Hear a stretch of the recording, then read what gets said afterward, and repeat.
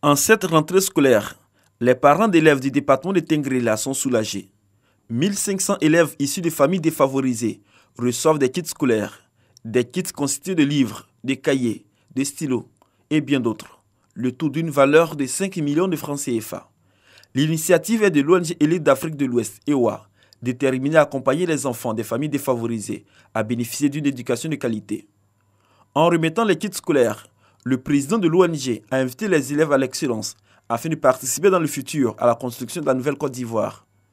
Moment choisi pour exhorter les parents d'élèves à scolariser tous les enfants, même les filles, car elles aussi peuvent participer selon le président au bien-être de la famille ainsi qu'au développement de la Côte d'Ivoire. L'école primaire Yacouba Konaté de Tengrela et ceux des villages de Bolona et de Dougba sont les bénéficiaires de ces dons. Dans toutes ces localités visitées, l'ONG Élite d'Afrique de l'Ouest a sensibilisé les parents à la déclaration de naissance des enfants pour leur faciliter l'acquisition de documents administratifs. Et pour accompagner la sous-préfecture de Tengrela dans l'édition de ces actes de naissance, l'ONG EWA offre du matériel informatique, du matériel pour accélérer les procédures administratives et la qualité du travail. Les bénéficiaires de ces dons se réjouissent de l'appui de l'ONG EWA pour le bien-être des populations du département de Tengrela. Un bon usage a été promis par les bénéficiaires pour faire de l'excellence une réalité dans la région de la Bagoué. Avant ces différents dons, l'ONG EWA a formé les jeunes sur l'élaboration de projets générateurs de revenus.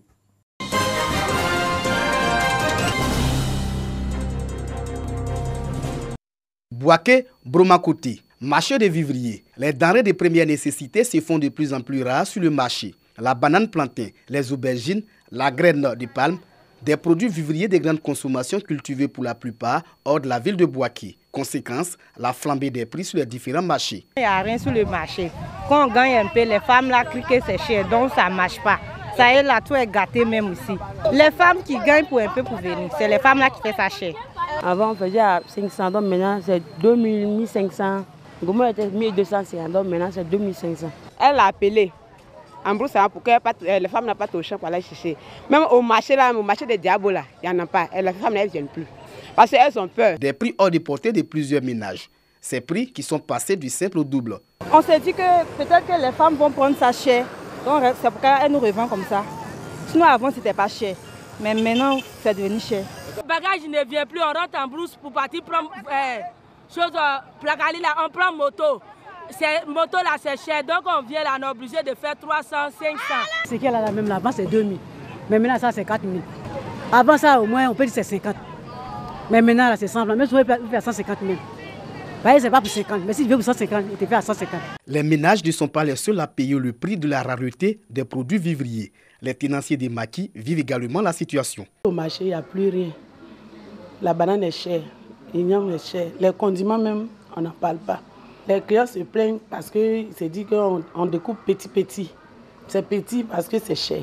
Vendredi, jour du marché hebdomadaire de Diabo, ce n'est pas la grande influence des semaines précédentes.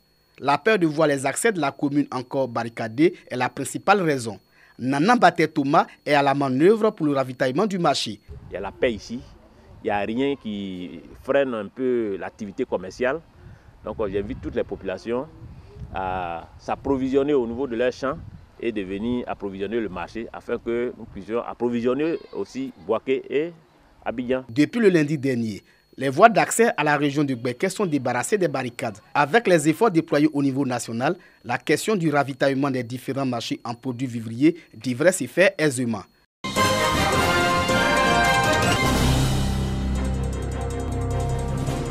Blogbanier, village de la sous-préfecture de Méagui, région de la Nawa. Zone de grande production du cacao, culture de rente importante pour la Côte d'Ivoire, qui s'est engagée depuis un certain temps dans la lutte contre le travail des enfants dans cette cacaoculture. C'est dans ce cadre que les comités de protection de l'enfant, CPE de la localité, viennent de recevoir un appui de l'ONG Orassure. Objectif, avoir un cacao durable, respectueux des droits de l'enfant. Nous sommes au terme du projet pour permettre au CPE de vivre de façon autonome. Nous avons décidé de mettre à leur disposition des soutiens matériels, c'est-à-dire des AGR, pour leur permettre de se prendre en charge et de continuer leurs activités en toute indépendance. Un appui à ces CPE constitué de 2 tricycles, d'un poulailler avec 300 poussins et de 279 jugements supplétifs financés par un partenaire. Et cela dans le cadre du suivi et la prise en charge des violences à l'égard des enfants dans ces zones de production cacaoyère. Un acte de générosité qui réjouit les bénéficiaires et l'autorité administrative. Les sites avec des poussins, bon, c'est ça qui va nous permettre de travailler sur le terrain. Donc je les remercie tout ce qu'ils viennent de nous faire. Que nos comités puissent travailler et continuer de nous aider dans le cadre de la protection de l'enfant. Nous serons très regardants sur la gestion de ce matériel. Parce qu'il ne s'agit pas pour nous de donner les moyens aujourd'hui et puis 1 mois, 2 mois après, les projets tombent à l'eau. Les comités de protection de l'enfant ont été exhortés à la mise en place d'une gestion rigoureuse de ces différentes activités afin de les pérenniser.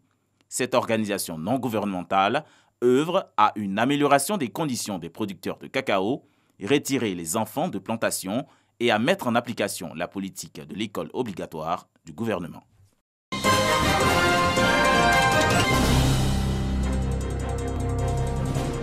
Échange entre les responsables du collectif des mouvements et associations pour le développement et l'émergence CONAD et les présidentes d'associations et mouvements des femmes de Bouaké. Une initiative du CONAD dans le cadre de ses activités pour le renforcement de la paix et la consolidation de la cohésion sociale. Au cours de cette rencontre, les femmes ont été sensibilisées sur l'importance de la paix, mais aussi sur leur rôle à jouer pour le maintien de l'unité et du vivre ensemble. Il faudrait que les uns et les autres que nous avons invités aujourd'hui repartent dans leur base, qu'ils aillent faire la restitution, à savoir, Bouaké doit demeurer dans la paix. Ton voisin est un membre de ta famille, il ne faudrait pas que nous prêtons l'oreille aux rumeurs qui circulent. Les leaders des associations et mouvements des femmes de Bouaké saluent cette action du CONAD. Il est de notre responsabilité d'agir, d'exhorter, de sensibiliser chaque fois, tous les jours, nos enfants, nos frères, nos maris, pour que nous puissions vivre en paix et éviter des conflits intercommunautaires et que nous puissions avoir vraiment la cité prospère pour laquelle nous travaillons tous. Nous avons sensibilisé, nous pensons que ça a gagné, c'est là qu'aujourd'hui nous sommes en paix. Et on n'arrête pas de le faire, parce que nous avons nos sœurs aussi, les villages qui sont aux environs de Bouaké. Nous passons partout pour passer l'information de la paix, de la cohésion sociale. Créé en 2015, le CONAD est un collectif qui regroupe 100 mouvements et associations de jeunes en Côte d'Ivoire. Ses responsables comptent pérenniser et étendre ces actions de sensibilisation pour renforcer davantage la cohésion sociale entre les populations ivoiriennes.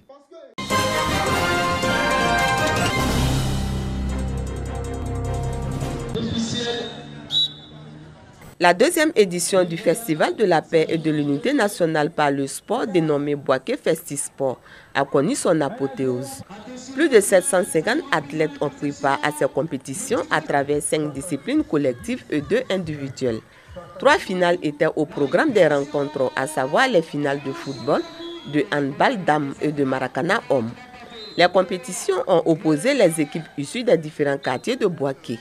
Il est question de prôner la paix et la cohésion sociale. Nous avons initié cette activité pour permettre à tous les Bouakois de pouvoir partager vraiment de bons moments dans un esprit de paix, afin que cet esprit de paix-là aussi puisse contaminer plusieurs populations et aussi les villes environnantes. À l'issue de ces finales, l'équipe féminine de football Bandama FC en jaune-bleu a eu raison de son adversaire par un score de 2-0. Kankas Bouaké en rouge-blanc prenait le dessus sur l'équipe de Belleville en orange-jaune au Maracana par 3 tirs contre 2 après un match nul. S'agissant de la finale du handball, la victoire est revenue à l'équipe de Kennedy en bleu-blanc au détriment de Belleville. Des victoires que saluent les athlètes. Nous étions les détenteurs du trophée. On vient prendre encore le deuxième fois le trophée. Nous sommes très heureux. Vraiment, c'est un tournoi de fair play. Il faudrait que le perdant accepte. Il faudrait que nous soyons soudés, en nous les hommes. Tous ensemble pour un climat de paix en Côte d'Ivoire. C'est à cette préoccupation qu'obéissent les rencontres sportives.